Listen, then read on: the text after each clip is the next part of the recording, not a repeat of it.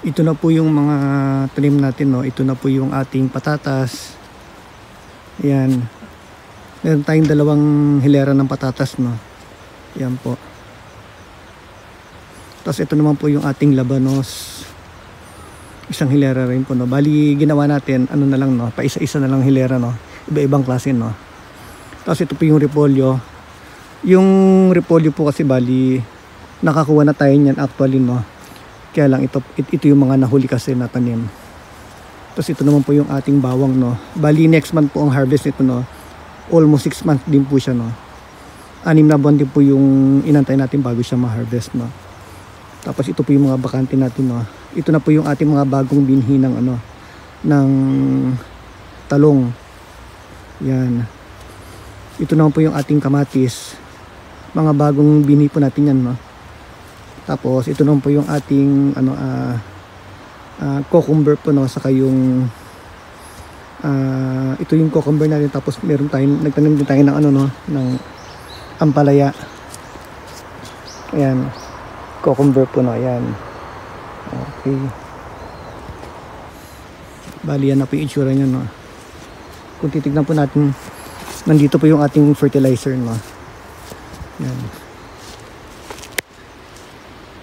Ayan na po siya. Tapos pagka dumiretso tayo, kinuha ko na rin yung mga sibuyas kasi ano na, nasa panahon na po siya.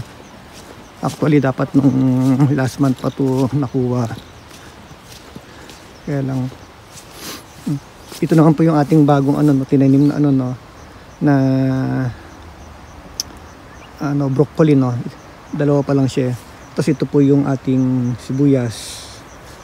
Yan, natanggal ko na siya kanina, naghukay po ako. Yan na po yung ating ano, yung tatanggalin pa rin natin, no.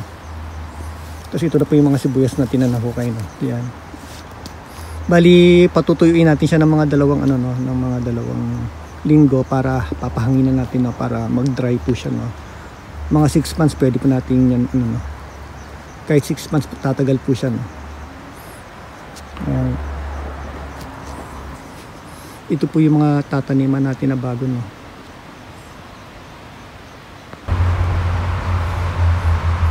Ito na po yung mga nakuha nating ano, no, sibuyas. Bali ganyan ang ginawa ko. Bali kailangan siyang mapahanginan ng mga 2 linggo, no, para matuyo po siya, no.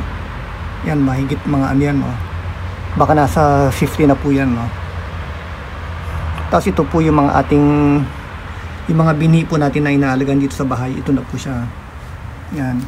Meron po tayong yung corn po, no. Ito po yung corn natin. Tapos ito po yung ating bell pepper. Bell pepper po. Yan. Tapos dito po yung ating ito yung ating pakwan. Ito yung pakwan natin, no. Yan. Yan. Yung pakwan, no, 2 puno. Tapos meron din tayong ano, ito yung melon po, no. Ito yung ating melon. Tapos sa likod yung kalabasa.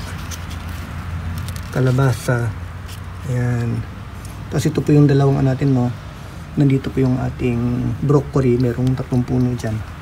Bali yan po yung dinidilig-diligan po natin, no, para po kapag okay na siya, pwede na siya ililipat po natin, no? Okay, yan po yung ating sibuyas at mga itatanim na susunod. Ang dami na yan, no? Pagka nailipat na, mapupuno na po yun. Okay, dito lang po muna.